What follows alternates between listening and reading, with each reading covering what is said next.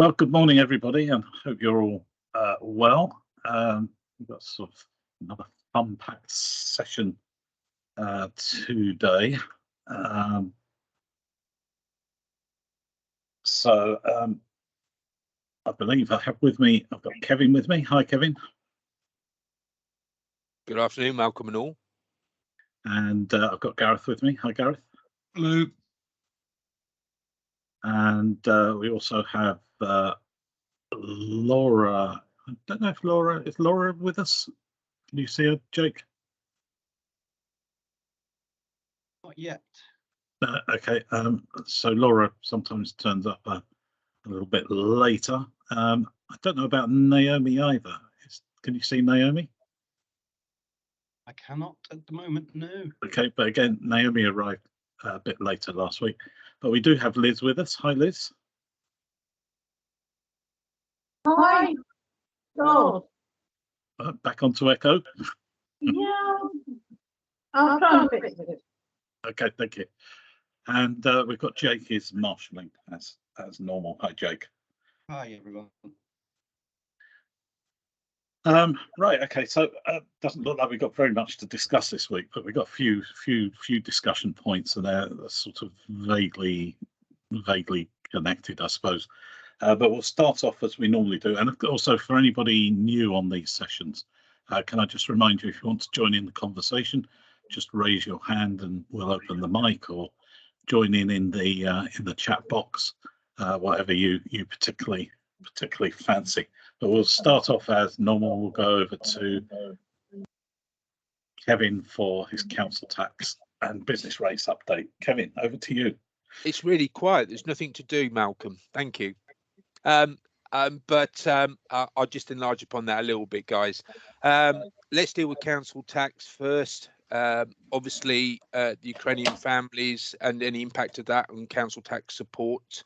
And I did notice the last information letter enabled us, if you could change your scheme in year, and I think Bob Wagstaff does that, and we do that, you can make allowances for that. Because I noticed if you do it through Section 13A, there's still an echo. I can hear myself coming back.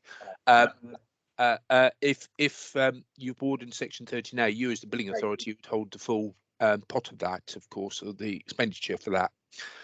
On grants, please don't forget to get your reconciliations and the assurance work done off for BIS. We're told there's going to be no more grants, but there's still an awful lot of work to do. Anyone not from a Revs and Bens background will know that there's the BIS don't take lightly the reconciliation and insurance processes. On business rates, we're still going hell for leather on ERD applications. Our collection rates for last year, I was up on business rates, slightly down on council tax. Excellent work again, and considering the pressure on local authorities over the last 2.5 years, or two bit years, I think it's incredible what the performance has been, and I include my own team very much within that. On the energy rebates, we've started now paying our DD cases. We're limited by our finance system, how many we can pay a day. We've actually just opened up our non-DD cases and our first bit of our local support scheme as well. I'm under no illusion to the scale of work on this. We're talking about 41,500 payments at my authority. Some authorities are talking of far more. I've set up our own special team to deal with it, but I think the cause and the impact of this will go far wider than that. Hopefully that was short and sweet enough. If I've missed anything, Malcolm, I'm sure 1 or 2 of our esteemed watchers will pick us up on it. Yeah, if anybody's got any questions for Kevin. In fact, actually, I think one of the first discussion points will be around a story that appeared in the Telegraph. We'll come over to that in a second. Was that about the 6-month delay? Okay, we'll come to it now then. Yeah, I did see that in the Telegraph. I may be shut off in my study now and again, but I do read the newspapers when I'm not volunteering, of course, Malcolm. And it was picked up that some authorities, and I think the DWP have picked up on this, some authorities' websites are saying that they won't actually administer the energy payments for a little while yet, a few months. I think the DWP are pursuing that with individual authorities. Most authorities I know, though, are already on the case and actually paying it. And Certainly my authority is, and most of our local authorities are. So I'm not sure if authorities are delaying the payment of this, but I should imagine the pressure that will come from Dulux, as I still call them, will be quite big. I mean, to be clear, I mean, I took the story with a fairly big pinch of salt. I mean, one might think there was an election coming up, a local election coming up, so it may well be that that story has that connotation. But the main point it seemed to be making was that what was causing the delay was getting the software to work.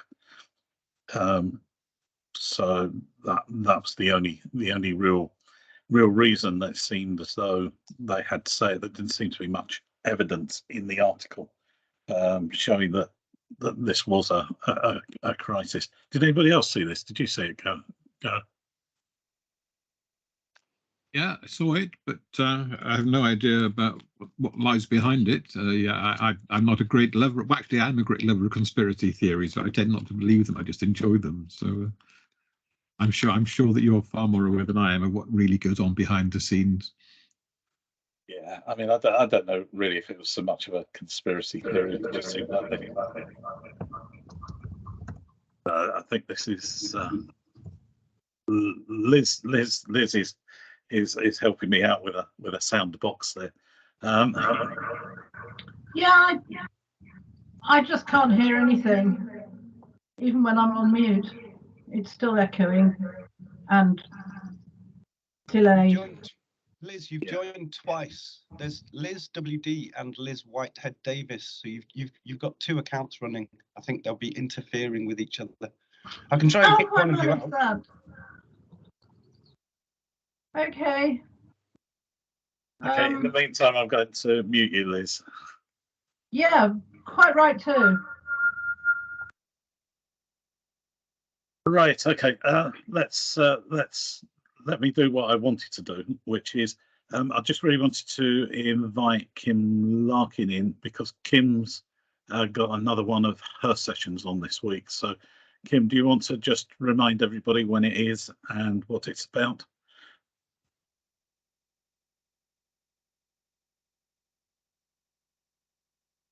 Thank you, Malcolm. Morning, everybody, or afternoon, I think it is now, isn't it?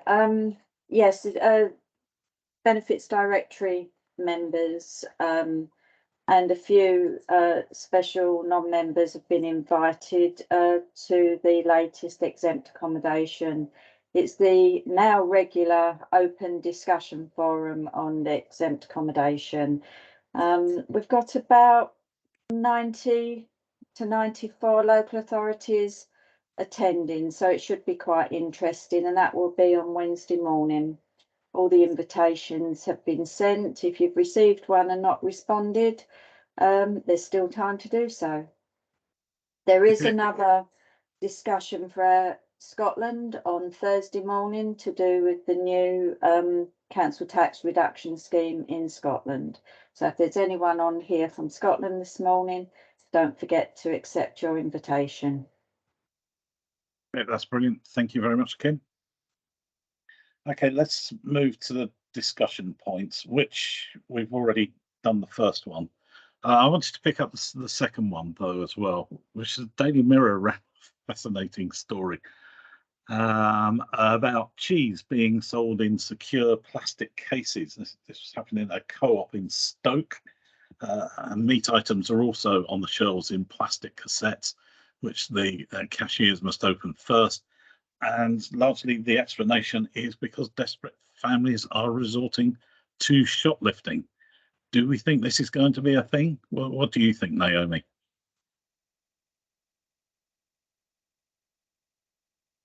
I'm completely and utterly shocked by that. I absolutely hope that is not the case. And I haven't read the article, but very worrying if it is. It's happening here in posh Brentwood. Sure. Yeah, it's happening here in very well-to-do Brentwood, and reports of food banks being unable to give vegetables out because of people not being able to afford to cook them. That's actually correct. So basically, people are too poor to be able to accept food. Yeah, this is this is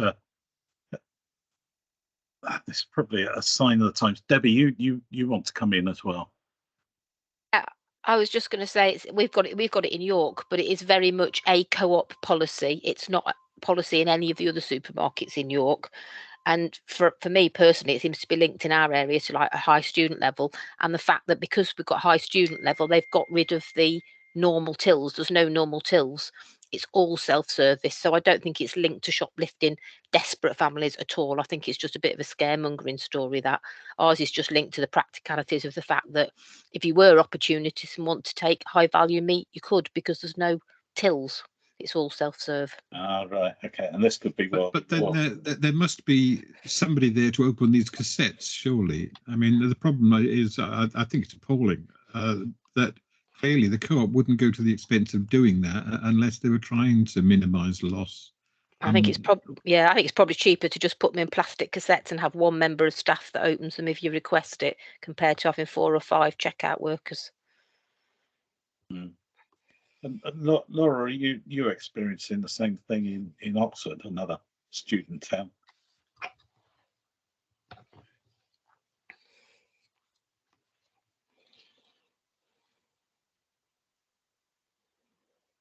Obviously, Laura thinks it's so cheesy she's not even commenting. Yes. Yeah. Sorry, I had to take a phone call from a member of the public. That's why I had to turn my camera off. Sorry, I didn't hear the point. I was just asking, as a student town, is your co-op also locking up the cheese and the meat? Can I just say, we have got this really good scheme in Oxford, and it's available to everybody, and they pay £20 a month, and it's all fresh fruit and vegetables available to anybody. So in theory, if I lived in an Oxford postcode, I could go and benefit from that. And this is a local scheme that's run through a certain charity, and they get different supermarkets and everything to contribute towards it. So we signpost everybody that way. We have that, but there's quite a waiting list because so many people are trying to access it. But yeah, it's like a subscription service. You pay your £20 and then you go in and get what you need. I know I spend more than £20 in a month on fresh fruit and veg. Okay, which bring us on neatly to the next one, which is a report that came out from the Centre for London, which says food bills in the capital have doubled. Double sounds like quite a jump. Gareth, You know me, Malcolm. I am a numbers nerd person. Perhaps not as much as Kevin in terms of understanding numbers, but I've always been trying to find out kind of what the evidence level behind a lot of these reviews is. And I'm looking at that, and I just don't believe it. I mean, I'm not trying to downplay the expense, but if you look at the third point there, 10% of those surveyed went to a food bank. 135,000 food parcels in 6 months. So that's 20-odd thousand a month. The second bit, well, 20,000 is nowhere near 10% of the London population. So I really question a lot of these researches, evidences, reviews, studies, and so forth. They don't stand up to scrutiny, I'm afraid. And I think that's a tragedy, because we know there's a real problem. But if you're trying to identify the real problem without using the real figures, or trying to get the real figures, then it really just devalues the whole argument. That's my rant for the day, Malcolm. Sorry about that. Right, okay. That kills the rest of the session now, Gareth. Can I just say though, I have seen my bills going up. I mean, maybe not quite doubled, but not far out of it. I mean, I was proper shocked when I popped to Tesco's, and other supermarkets are available. I couldn't believe that I'd hit 3 figures for a week's worth of food. And it's just me and Mark in the house. And I did come back and said to Mark, that's it, we're on jacket potato, baked beans and cheese for the week, because I don't buy anything extravagant, but it really was noticeable. I didn't have big detergents in there or washing powders and things, and I was shocked when I got to the end of the till. In fact, I thought I'd paid the person in front. Is anybody else experiencing that? Because that's certainly my experience as well. I mean, we shop at Sainsbury's, though, as you say, other supermarkets are available, and occasionally at Morrison's. But yeah, I mean, our food bill, I mean, just for the two of us, seems to have gone up from, an average of about 60 a week to easily getting on towards 90, which isn't double, but it's still a hike. Well, Gareth, I mean, how, I know you're a numbers man, but how are you experiencing this with your shopping? Are you finding your shopping's going up? I have to say that I don't do much of the shopping. Actually, my wife does in a nice traditional kind of way. I don't know. Don't you check her allowance then, Gareth? Well, I just keep the scanner at the door, and she has to check everything in again when she comes through. I don't know. I mean, it's obvious that food has gone up, and it's gone up disproportionately in some kind of areas geographically, and disproportionately for other kinds of food types as well. But I'd be really, really surprised if our bill had anything like doubled. I mean, it will have gone up, but not by that much.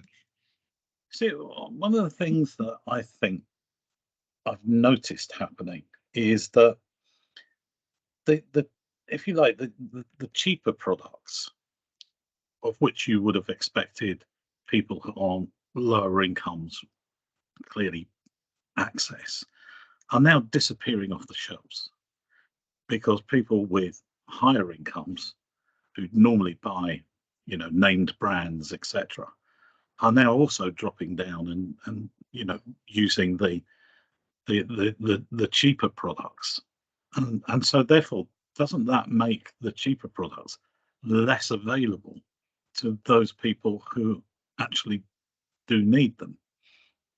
It's more than that, isn't it? If you read kind of Jack Monroe's stuff, she was really arguing a few weeks ago that a lot of the kind of economy products in Asda had just vanished from the shelves completely, not because they were being bought up. And I think that little campaign brought many of them back.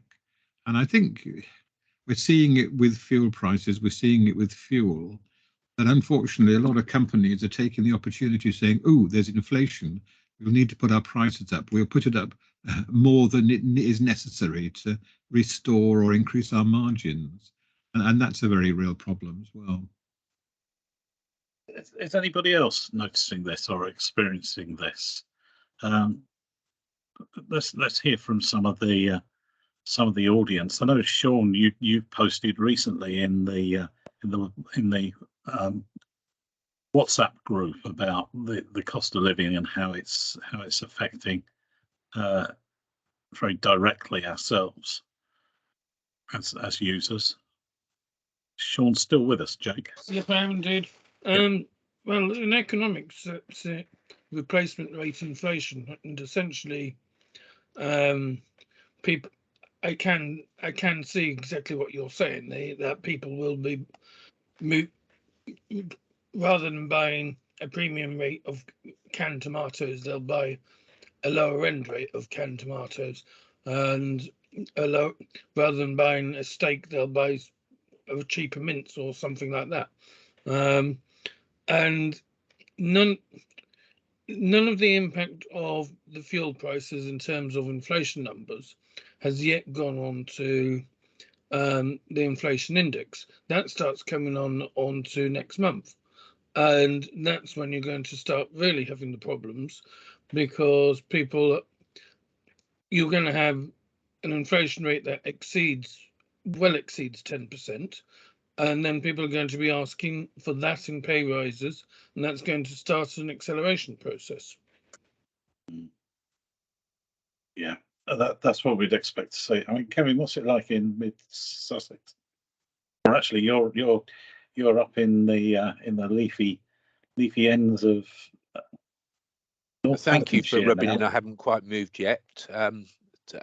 some solicitor can't read the correct address apparently, but that's a separate issue. Um, I would say both for Mid Sussex, and it's evident that bills are going up. I wouldn't say I know percentage wise how much they're going up, but you have to look at the prices and everything else. And I don't think you're going to see a 23% pay increase this year, I'm sorry to say.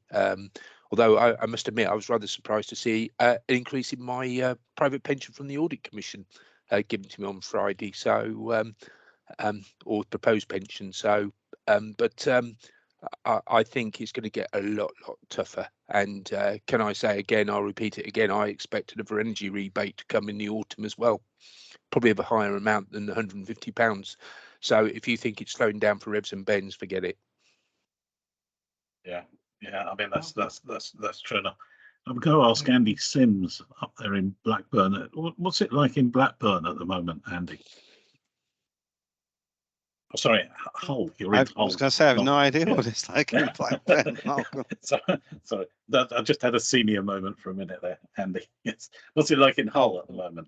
In Hull, my life is all consumed by energy rebates at the moment, I'm afraid. But yeah, on a cost of living perspective, I would just agree with what everybody else has said. I filled up at the pumps yesterday, and probably another 20 quid that cost me to what it was a few weeks ago. Noticeably, yeah, things are just a lot more expensive, and the food bill is increasing. So yeah, it's getting difficult, and well, it will be difficult for a lot of families, and I don't see any signs of that changing for the foreseeable future. Can I just ask Kevin a question on Yeah, please do. on the energy rebates? Are you getting many reds on the spotlight checks? We don't actually do spotlight, we do grant approval, because that's a different system, and do look as BIS did accept that. But I would say on the bank accounts, we're probably running at about 23% greens. We're probably running about and please, it's not exact science this, we're probably running about 65% on ambers, and the rest is red. Right, Because we're getting about 25% reds at the moment, but they're not given the numbers that we're dealing with. It's just a lot of discrepancies to check. I that's totally taking us a lot of time. I totally agree with that, because it will pick up if you haven't got a full name on a bank account, and most of bank accounts have initials. I would say it's going to flag up an issue. Some of those you can rectify quite quickly, but the scale of the work on this is very, very undervalued by the authority if you're not amongst it yourself. And we're lucky than most. We've got 30,000 that are on direct debit, and we started paying those. We've only got about 10,100 at 188, I believe, the last count I had 2 minutes ago, that non-DD. Some authorities have got over 100,000 non-DD cases. Yeah, we've got about 60,000. Yeah. It has helped with our DD take up. No, that was about 55%, and we've gone to 60%, so still a lot lower than most. I'm running about 80% DD take up, and that has increased substantially. How many will continue with that, I don't know. But as I said, we use a slightly different system to Spotlight. We've used a third-party system for grants all the way through, and they've revised that for energy rebates, and that has worked quite well for us. To such an extent, BIS like the system so much they do the assurance for the grants directly from the system. Right, it's interesting. Thank you. Yes, yeah, happy to give you more information, but obviously Malcolm would kill me if I mention another supplier name. Well, just as an aside, Kevin, I've stopped using direct debit for my council tax payment. It's more difficult in a sense, but I now pay monthly with a credit card simply because that gives me the points from the loyalty scheme there. Yeah. No, I'm 1,500 quid, 2,000 quid, odd quid a year. That adds up. I accept that totally, but it will mean you'll have to go through a process for an energy rebate if you do have such a scheme in Wales that is similar to the England one, because we can pay the DDs automatically. We have to insist on an application form. It's not us that set the rules, it's the government. We have to insist on a claim form for a non-DD, And that's the same, by the way, on your local scheme as well. If they pay by DD, you can pay it automatically. If you so do wish, you might set it slightly different to that. But you'd have to apply if you weren't on direct debit. Okay. First, I'm going to go to Naomi and then to Laura. Naomi. Yeah, on a positive note, yeah, direct debits. We've never been above 60%, and we now are. So happy days. We're looking at a default where they either fail Spotlight or don't reply, or just putting the money on the account. We're not going to try and do any like all pay or post office stuff. And we're going to try and conclude the whole process as quickly as possible. So if it's a failure, straight onto the account. If we do one reminder and they don't come back to us, straight on the account. Because Kevin, I agree with you. I think there's more coming up the line. And if we don't get on top of it right here, right now, then we'll end up being in a right muddle. Keir Starmer is already pushing the government on sort of like a cost of living mini budget. And we know how dangerous mini budgets can be. Okay, yeah, absolutely. Laura, you next, and then I want to bring John in. Okay, so mine's a slightly different point to the direct debit. So Gareth, can you give me a little bit more insight on that? Because whilst I totally agree with the issue that Kevin's made, on a short-term basis, you're going to have that form filling out. But if you, as a consumer, are going to get the benefits of making money on your credit card payments because you get those loyalty points, then the cost of collection across all debts within the council is now going to spiral up, because people quite rightly will be incentivised by their banking institute. So can I just ask a question? Because I don't do these things very well. I'm not very savvy when it comes to this.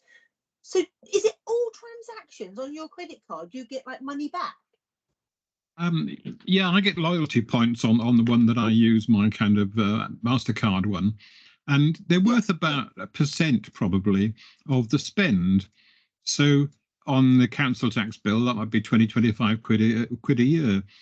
I'd very happily use direct debit if I got a kind of discount that matched the payback I get from the credit card. And it would seem to me, to a certain extent, that it would be a sensible idea to offer that kind of small discount, because presumably the local authority is paying some kind of fee to the credit card company, as well as any other costs that go along with it. You'll find that most authorities won't take credit cards. We certainly won't don't. take credit cards because of it. Yes, because of the charges. I'm lucky then. Yeah, you are very lucky. You've got an authority that accepts credit cards, because there's a charge to that there isn't on the debit cards. I've got Oh, you can't differentiate between credit and debit cards now, can you? They changed the I law don't think you a couple of years ago. can't, but whether authorities have changed their parameters, but we certainly don't take credit cards. And if memory serves me, I've got a feeling that many years ago there was a bit of case law around local authorities and council tax and what sort of schemes they could possibly run to reduce them down on for things like. Laura makes a very, very good comment in respect to the fact that direct debits are far easier to administer. So, and Gareth makes a good comment as well. Why isn't there a discount? But as you know, in local government, Gareth, administration is key, and we'd have to go and get authority from the authority itself. And in today's society, I'm not sure offering any discounts on council tax would go at all well with elected members. Or it would go pretty well with the people living in the area. Absolutely. Kevin, but my point is, if the likes of a Martin Moneymaker Man, or whatever his name is, Martin Lewis, he writes that in one of his emails, and all of a sudden the whole of the country jumps up and goes, "Oh, Martin says to do this," and then all of a sudden the local authority has got a problem. I think we need to take this back, that maybe the LGA needs to make some representations to the likes of the banking institutes, because there's got to be some payments that must be outside of this, because it's going to cost local authorities a fortune to collect rent. Yeah, but who's got the connections with the LGA, Laura? Malcolm? Well, Kevin, that's maybe why I asked you. Oh, right. Yeah, I do know some people there. Right. Okay. Let's bring you in, Liz. Could I make a final comment after Liz, please, Malcolm? Yeah, sure. Liz. No, because John's next. Oh, right. John's next. Sorry. Yeah, John's John next. is next. Yeah. Yeah. So, John, you next. You made a comment, John. So let's have you next, and then Liz, and then Kevin. Yes, just an observation in our discussions with Spotlight, because we were looking at the file formats and return data and all that to automate the system side of things. But banks actually have to sign up with Spotlight to be included in the checking. So there's a number of the newer banks like Monzo, etc., who haven't signed up. So all of the checks on those accounts are going to come back as red, which doesn't help the authorities at all. Does that include Starling, John? I don't know. They didn't mention only this one because we've had problems with this particular bank before. Yeah. Okay, Liz, over to you. Thanks, John, by the way. So we do let other suppliers. Liz.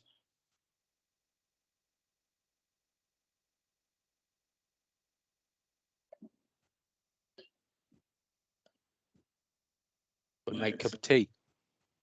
Yeah, I think just have a hand up for a while. Yeah. Okay. All right. I just want to re-emphasise again the extra work and the burden being placed on revenues and benefits again. Obviously, we had grants. We've now got energy rebates. I suspect we're going to have further energy rebates. It just highlights again the impact that's been on our service and delivering stuff that probably isn't even on our JDs and on the radar 2.5 years ago.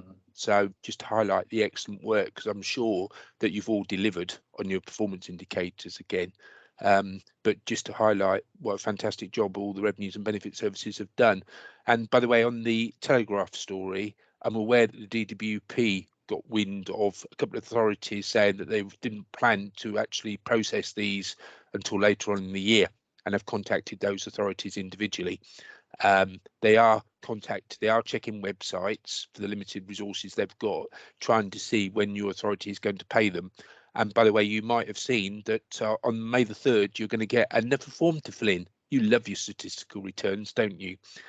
This is going to be a monthly return for the energy rebates, and get your statistics all ready. That's something for you to all look forward to. May the 3rd to May the 12th. Don't forget, when you publish them, then Gareth can come on and tell you how rubbish they are. The Dulux haven't said whether they're going to do a BIS and publish league tables. We wait and see, but don't forget there's a lot of political pressure on this. Right, okay. Jake, I think Liz has just posted something. Can you just tell us what she posted? Liz just wanted to point out that John Gibbs had made an interesting point about the brand new banks. Okay. Good. See if we can find out a bit more. Right, okay. I'll make it 12:34, so we're just coming up to the end now. And rather than discuss Jacob's recent Moggs decision, I think in a way he wanted to go back to the office rather than go back to work, but perhaps that's the same thing. Yeah. Yes. Don't you have to be in the office to actually issue such a note in the first place? Just checking. He's leaving rude notes on the desk. Yes, he has been. He's been leaving notes on desk saying, "I called in to see you. So basically, wish you were here and expect to see you when I come round again." I mean, couldn't he leave his card on a silver salver with the butler? He did. Yeah, he had Nanny run round and tell everyone he'd been in. But actually, I mean, it's an interesting point, because in some ways, I can't believe I'm even saying this, but I mean, he does express a point of view that probably some other people have, not necessarily those that are quite like Jacob Rees-Mogg, but there is a kind of view there. But my feeling is that local authorities have gone beyond this now. I mean, certainly Durham, I think it is selling their brand new £50 million HQ off the back of the flexible working and home working. So, I mean, is this going to go anywhere? Is he going to get the? Can I just come in there, Malcolm? Yeah. I think there's a new normal now. I think a number in our profession, me included, are looking to retirement that probably wouldn't have done 2 years ago. There are personal reasons for that as well. I know of some authorities that have sold their premises, but we weren't a home working authority before COVID. Overnight, we changed, we smashed that. I think going forward, we're an authority that probably won't sell our premises. There will always be a presence, as there has been throughout COVID. But certainly, I think it'll be a hybrid solution going forward, agile working in the office part of the week, unless you want to be in the office full time and at home part of the week. I just don't think it will return to as it was. I don't think staff will let it. And I can see that very much being the case in the civil service too, bearing in mind their union power and everything else in respect of that. So the people who suffer from that is probably the transport companies, the trains, and their prices may well go up even further as well. I tell you, it's costing us almost as much to catch the train down to Heathrow as it is to fly out to Chicago. Probably is so, but Malcolm, if you travel at the right time, there is a half price offer from National Rail at the moment. There is. If you Yeah. book and you travel before the 27th of Yeah. May. And I'm using my pensioner card as well. Yeah. The old Fogies card, yes, I qualify for that too. And do you use train splitted tickets? Those websites that split your tickets up. I do occasionally, but it doesn't Yes. always produce exactly the right deal. I can actually sometimes get a better we're deal offering myself. colleagues money saving guidance here. Yes. The Treasury, Right.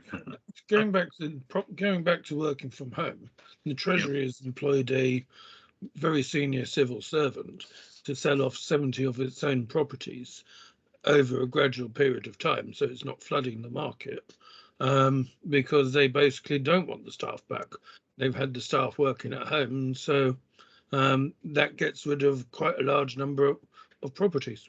Yeah, and I believe Nadine Dorrit also said the same thing at the cabinet meeting. I don't think he's.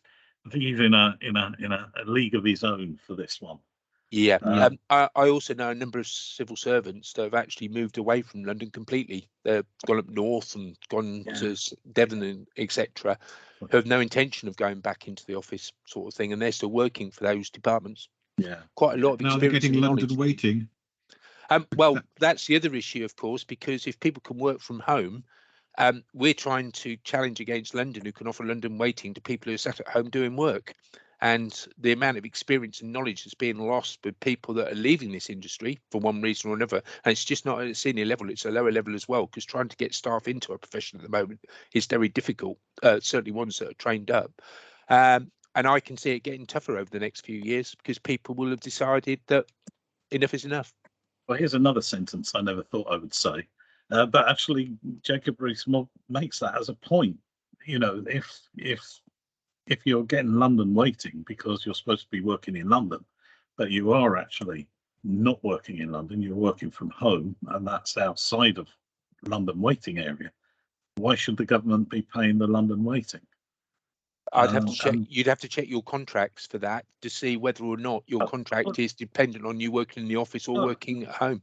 Well, I certainly know. It's a good point. I certainly know some private companies that are still paying London waiting, despite the fact that most of their staff are working outside of London. So it is going to be an issue that is going to rise and open up for discussion.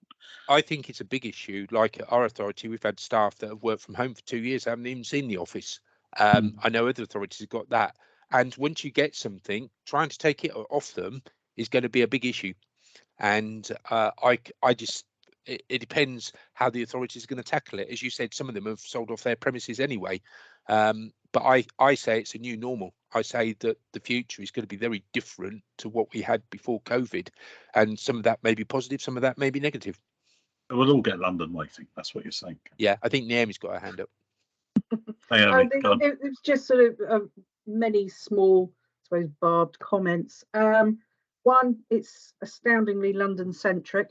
Didn't see him pop up to any of the northern offices and post notes on people's desks. There's a real failure to manage fixed assets in some departments, and yet again, there doesn't seem to be a holistic approach from the government within its own departments. And thirdly, I think that local government who have really turned on the hybrid working or full-time home working have delivered astounding results. So you cannot put on your silver salver that, you know, working in an office delivers better results, because I don't think we could have delivered any better results over the last 2 years. And picking up on Naomi's point, in discussions with Dulux, as I call them, like the drying paint, we got energy rebates because they knew we'd deliver it. From In home. fact, I've got no hair, is beside the point, but or anything else. But we got it because we'll deliver it. But I'm not in every authority, because we had this discussion about honoraria payments before. But I would say even the work we're doing in our own authorities isn't recognised in a lot of cases, let alone in government. I've seen at least one council giving £1,500 bonus to About 25% of authorities, from my information's done that. Really? Yeah, there are a number of authorities that have done it. Quite a few. I've got quite a few locally down here have done it as well. Yeah, we've had We a haven't. bit of, yeah, we've had a bit of a discussion on the WhatsApp group, haven't we, Sean, about that one as well. It's, Yeah. The numbers do look like they're going up, but as Kevin says, it's about 25%. That means 75% probably haven't done anything, which is probably the more interesting number, isn't it, Karen? Which is quite interesting, because the authorities have received new burdens funding for doing that work. Where if you do election work, they'll get, the people who do the election work will get paid extra for it, and yet for this work, which has proved extra over a longer period than elections, it's just been moved into the corporate pot in a lot of cases. Okay, right. On that comment, I'm going to. My dog likes that comment. Good. Right, I'm going to shut down the Kevin Stewart Roadshow for a minute, and and try to get to the end of this, because we're now running over, and I need to close this session down. And I've got something to say about next week's session. So next week's session is a bank holiday, so there won't be one next week. And there won't be one the following week either, because I'm retiring at the end of this week. And we need to sort out exactly how these sessions are going to continue. They will continue in some form, but probably not until 3 weeks' time, when there'll be a slightly new format and process for them. So what will probably happen for everybody today is the current sessions will be cancelled out, and then you'll be invited into a new session, unless you write to me and tell me you don't want to be invited into any new sessions. Then you'll be invited into a new session from probably the back end of next month, so in about 3 weeks' time. Malcolm, can I just come into the Malcolm show, please, if I may? This is the Malcolm show. Yeah, no, that's what I meant. 17th and 18th is a spring conference for the RRV, and people may be travelling up to Leeds. That's 16th. True. So just might want to think about that one. No, that's a good point, Kevin. Thanks for making that. Yeah. Or maybe in which case it will be the week after then. There's no point in competing with that travelling arrangements. So yeah, so it'll probably be the weekend, the week after, which will be the back end, I think, of May. So this will be off air for about 3 weeks. That's the 30th of May, which normally would be a bank holiday, but because of it the isn't Jubilee this weekend, year. it isn't this year. No. But the following week is, I think. Okay. Not the Monday. It's on the Thursday and Friday, the bank holiday. The Monday we're back at work. All right, so that would be fine. Okay, well, thank you for everyone, and thank you for coming on to these sessions for the period of time that we've been running them, and I look forward to seeing you all again in about a month's time. Thank you. Thank you, guys. Bye. Thank you. Bye-bye. Bye-bye. Thank you. Goodbye.